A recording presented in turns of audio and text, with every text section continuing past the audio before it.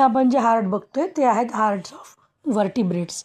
याच्यामधला पहिला हार्ट आहे फिशेसचं, त्याच्यामध्ये 2च चेंबर्स असतात, एक ॲट्रिया एक वेंट्रिकल, कारण त्याला 4 किंवा 3 चेंबरची गरज पडत नाही. आता असं का आहे? कारण त्याच्या बॉडीमध्ये जे आहे ते सिंगल सर्क्युलेशन चालतं.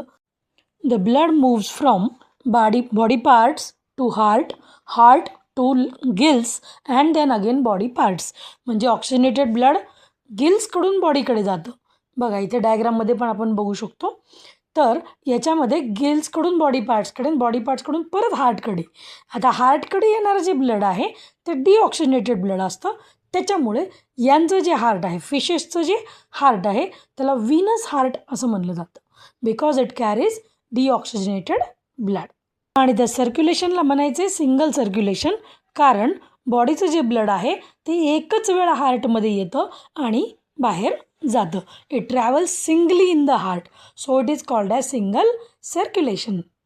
टेरिस्टेरियल ऑर्गॅनिझमच्या कंपॅरिझनमध्ये ॲक्वॅटिक ॲनिमल्स जे असतं ते रेस्पिरेशन जास्त एनर्जाइज असते, जास्त ॲक्टिव्ह असतं. का बरं? कारण वॉटरमध्ये जे ऑक्सिजन डिझॉल्व्ड असतं ना त्याचं प्रमाण हार्डली 20% असतं.